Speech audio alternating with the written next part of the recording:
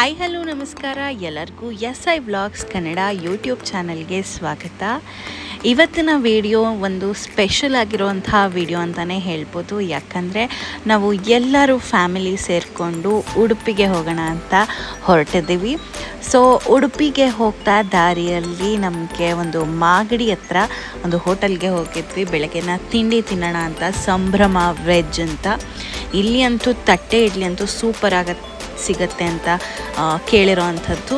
So ಹಾಗಾಗಿ ಇಲ್ಲೊಂದು visit ಕೊಟ್ಬಿಟ್ಟು ತಟ್ಟೆ ಇಡ್ಲಿನ ತಿನ್ಕೊಂಡು ಹೋಗೋಣ ಅಂತ ಒಂದು ಪೆಟ್ ಸ್ಟಾಪ್ನ ಕೊಟ್ಟಿದ್ವಿ.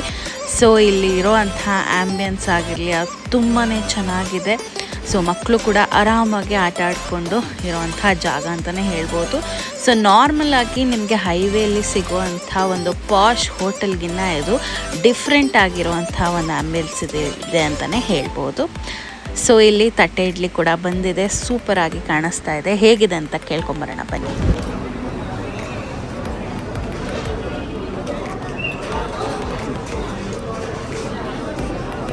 ಹೆಂಗಿದೆ? ಚೆನ್ನಾಗಿದೆ.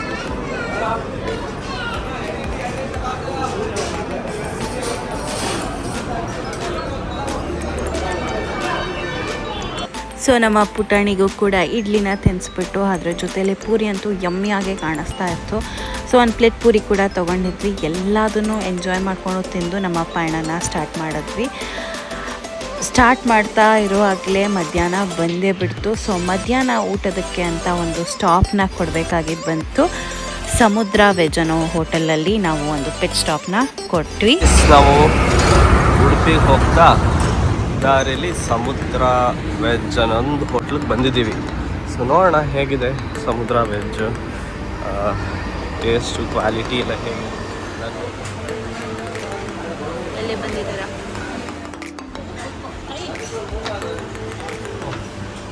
ಹೇಳಿ ಮೇಡಮ್.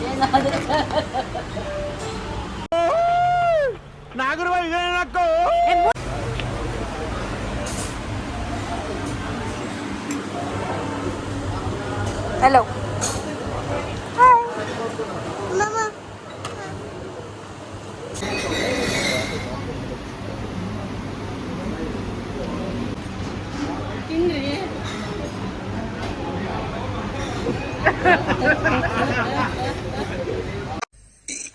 ಅಣ್ಣ ಸಖತ್ ಆಕ್ಟಿಂಗ್ ಮಾಡ್ತಿದ್ದೆ ಕಣ, ಕಲಾವಿದ ಕಣ. ನಮಸ್ಕಾರ ಕಣ ನೀನು. ಸೊ ನಮ್ಮ ಮಾವಂಗೆಲ್ಲ ರೇಗಿಸ್ಕೊಂಡ್ಬಿಟ್ಟು ಊಟನ ಮಾಡಿಕೊಂಡು ಹೊರಟ್ವಿ. ಇಲ್ಲಿ ಎಲ್ಲರೂ ಸೌತ್ ಇಂಡಿಯನ್ ಮೀಲ್ಸ್ನ ತೊಗೊಂಡಿದ್ದಾರೆ. ನಾನು ಮತ್ತು ನನ್ನ ಹಸ್ಬೆಂಡ್ ಮಾತ್ರ ಒಂದು ದಾಲ್ ಕಿಚಡಿ ಹಾಗೆ ಮೊಸರನ್ನ ತೊಗೊಂಡಿದ್ವಿ.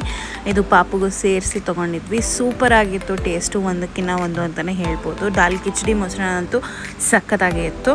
ಹಾಗೆ ಸೌತ್ ಇಂಡಿಯನ್ ಕೂಡ ಚೆನ್ನಾಗಿತ್ತು ಅಂತಲೇ ಹೇಳ್ತಾಯಿದ್ರು. ಸೊ ನೀವೇನಾದರೂ ಉಡುಪಿ ಕಡೆ ಹೋಗುವಾಗ ಮೇನ್ ಹೈವೇ ರೋಡಲ್ಲಿ ಸಮುದ್ರ ವೆಜ್ ಅನ್ನೋದಿದೆ, ಅದನ್ನು ಟ್ರೈ ಮಾಡ್ಬೋದು. ಸೊ ಅಟ್ ಲಾಸ್ಟ್ ನಾವು ಉಡುಪಿಗೆ ಬಂದು ಸೇರಿದ್ವಿ. ಆಲ್ಮೋಸ್ಟ್ 6:30 ಆಗಿತ್ತು ಉಡುಪಿಗೆ ಬಂದು ಸೇರೋ ಅಷ್ಟೊತ್ತಿಗೆ. ಡೈರೆಕ್ಟ್ ನಾವು ವಿಸಿಟ್ ಮಾಡಿದ್ದೆ ಬೀಚ್ಗೆ. ಯಾಕಂದರೆ ಸನ್ಸೆಟ್ ಆಗುವಂಥ ಸಮಯ, ನಮಗೆ ಅದನ್ನು ನೋಡದೇ ಇದ್ದರೆ ಸಮಾಧಾನನೇ ಆಗಲ್ಲ ಬೀಚ್ ಹತ್ರ ಹೋದರೆ. ಸೊ ಅದಕ್ಕೋಸ್ಕರ ನಾವು ಬೇಗನೆ ಬೀಚ್ ಹತ್ರ ಹೋದ್ವಿ. ಸೂಪರ್ ಆಗಿರುವಂಥ ವ್ಯೂ ನೀವೇ ನೋಡ್ತಾ ಇರ್ಬೋದು. ಈ ಬೀಚ್ಗಳಲ್ಲಿ ಸನ್ಸೆಟ್ ನೋಡೋದಂತೂ ಒಂದು ಹಬ್ಬ ಅಂತಲೇ ಹೇಳ್ಬೋದು. ಸೊ ಸಖತ್ತಾಗಿ ಅಲ್ಲಿ ಕೂಡ ಎಂಜಾಯ್ ಮಾಡಿದ್ವಿ.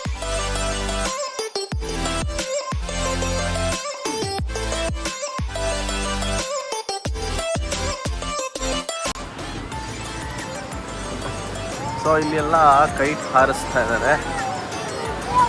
ಆಮೇಲೆ ಇಲ್ಲಿ ಚೇರಲ್ಲಿ ಕೂತ್ಕೊಳ್ಳೋಕ್ಕೆ ಪೇನ್ ಡ್ಯೂಸ್ ಅಂತ ಮಾಡಿದ್ದಾರೆ.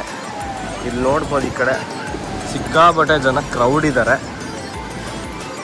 ಇವತ್ತು ಸ್ಯಾಟರ್ಡೇ ಆದ್ದರಿಂದ ಸಿಕ್ಕಾಪಟ್ಟೆ ಇದ್ದಾರೆ, ಸಖತ್ತಾಗಿದೆ. ಇಲ್ಲಿ ನೋಡಿ ಎಷ್ಟು ಜನ ಕೈಟ್ ಹಾರಿಸ್ತಾ ಇದ್ದಾರೆ. ಓ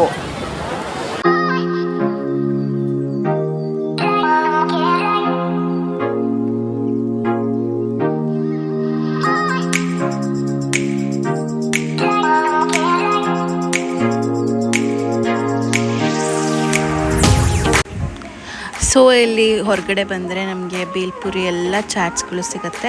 ಸೊ ಅದನ್ನು ಕೂಡ ಸಂಜೆ ಆಗಿತ್ತು, ಸ್ವಲ್ಪ ಹಸಿವಾಗ್ತಾ ಇತ್ತು. ಸೊ ಬೇಲ್ಪುರಿ ಅಂತೂ ಫೇಮಸ್ ಇಲ್ಲಿ, ತಿಂದ್ಕೊಂಡು ಎಂಜಾಯ್ ಮಾಡಿಕೊಂಡು ಬಂದ್ವಿ. ಸೂಪರಾಗಿರುತ್ತೆ ಅಂತಲೇ ಹೇಳ್ಬೋದು, ಅಲ್ಲಿನ ವೈಬ್ಸೇ ಸಖತ್ತಾಗಿರುತ್ತೆ.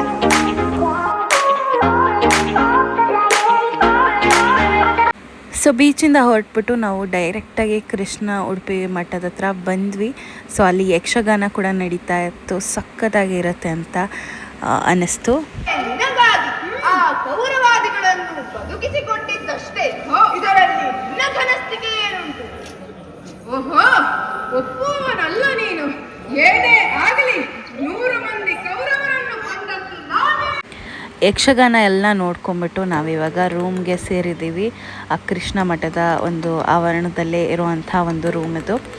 ಸೂಪರಾಗಿರುತ್ತೆ ಅಂತಲೇ ಹೇಳ್ಬೋದು. ನೀವೇನಾದ್ರು ಫ್ಯಾಮಿಲಿಯಾಗಿ ಹೋಗಿದ್ರೆ ಒಂದೇ ರೂಮ್ನ ಕೊಡ್ತಾರೆ. ತುಂಬ ಸ್ಪೇಷಿಯಸ್ ಆಗಿ ಇದೆ, ಹಾಗೆ ಕ್ಲೀನಾಗಿ ಮೇಂಟೈನ್ ಮಾಡಿದ್ದಾರೆ ಅಂತಲೇ ಹೇಳ್ಬೋದು. ಸೊ ನೋಡ್ತಾ ಇರ್ಬೋದು, ಡಬಲ್ ಬೆಡ್ ಒಂದಿರುತ್ತೆ, ಸಿಂಗಲ್ ಬೆಡ್ 2 ಇರುತ್ತೆ. ಸೊ ಆರಾಮಾಗಿ 4ರಿಂದ 5 ಜನ ಆರಾಮಾಗಿ ಮಲ್ಕೋಬೋದು. ಕ್ಲೀನಾಗಿ ಕೂಡ ಇದೆ, ಹಾಗೆ ಹೈಜೀನ್ ಕೂಡ ತುಂಬಾ ಮೇಂಟೈನ್ ಮಾಡಿದ್ದಾರೆ ಅಂತಲೇ ಹೇಳ್ಬೋದು. ಸೂಪರಾಗಿದೆ, ಹಾಗೆ ಅಫೋರ್ಡಬಲ್ ರೇಟಲ್ಲಿ ಕೂಡ ಸಿಗುತ್ತೆ. ಸೊ ಎಂಜಾಯ್ ಮಾಡಿಕೊಂಡು ಇದು ಬರಬಹುದು ಅಂತಲೇ ಹೇಳ್ಬೋದು.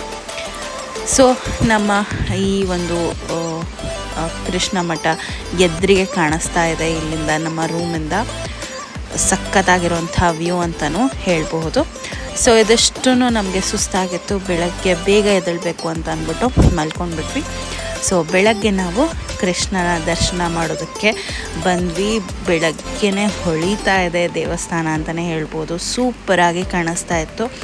ಸೊ ಕೃಷ್ಣನ ದರ್ಶನ ಮಾಡ್ಕೊಂಬಿಟ್ಟು ನಾವು ಅಲ್ಲೇ ಹತ್ತಿರ ಇರುವಂಥ ಸಣ್ಣ ಪುಟ್ಟ ದೇವಸ್ಥಾನಗಳಿಗೆಲ್ಲ ಹೋಗಿ ಒಂದು ವಿಸಿಟ್ನ ಕೊಟ್ಟು ಬಂದ್ವಿ. ಸೊ ತುಂಬ ಚೆನ್ನಾಗಿತ್ತು ಅಂತಲೇ ಹೇಳ್ಬೋದು. ಆವಾಗವಾಗ ಈ ರೀತಿಯಾಗಿ ಉಡುಪಿಗಾಗಲಿ ಅಥವಾ ಧರ್ಮಸ್ಥಳಕ್ಕಾಗಲಿ ನಾವು ವಿಸಿಟ್ ಮಾಡ್ತಾನೆ ಇರ್ತೀವಿ, ಯಾಕಂದರೆ ಒಂದು ಡಿವೈನ್ ಫೀಲಿಂಗ್ ಬರುತ್ತೆ ಅಂತಲೇ ಹೇಳ್ಬೋದು. ಸೊ ತುಂಬ ಚೆನ್ನಾಗಿ ಇತ್ತು ಈ ಟ್ರಿಪ್ ಅಂತಲೇ ಹೇಳ್ಬೋದು. ಡಿವೈನ್ಫುಲ್ ಆಗಿತ್ತು, ಪೀಸ್ಫುಲ್ ಆಗಿತ್ತು, ಹಾಗೆ ಮಧ್ಯ ಮಧ್ಯ ಸ್ವಲ್ಪ ತರಲಿ ತಮಾಷೆಗಳೆಲ್ಲ ತುಂಬಿತ್ತು ಅಂತಲೇ ಹೇಳ್ಬೋದು.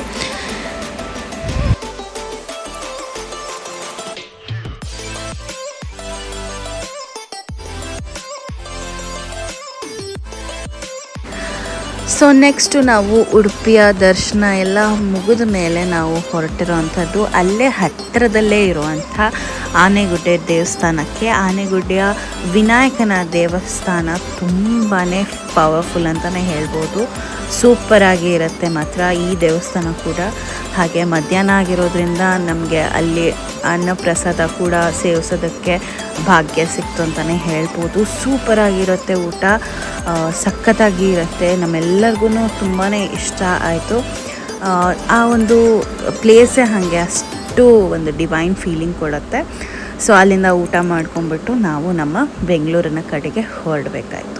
ಸೊ ಇದಿಷ್ಟು ಇವತ್ತಿನ ವಿಡಿಯೋ. ನಿಮ್ಮೆಲ್ಲರಿಗೂ ಈ ವಿಡಿಯೋ ಇಷ್ಟ ಆಗಿದೆ ಅಂತ ಅಂದ್ಕೊಳ್ತಾ ಇದ್ದೀನಿ. ಎಲ್ಲರಿಗೂ ಇಷ್ಟ ಆದರೆ ಪ್ಲೀಸ್ ಲೈಕ್ ಮಾಡಿ, ಶೇರ್ ಮಾಡಿ, ಹಾಗೆ ನಿಮಗೆಲ್ಲರಿಗೂ ಕೃಷ್ಣನ ಅನುಗ್ರಹ ಇರಲಿ ಅಂತ ಕೇಳ್ಕೊತಾ ಇದ್ದೀನಿ.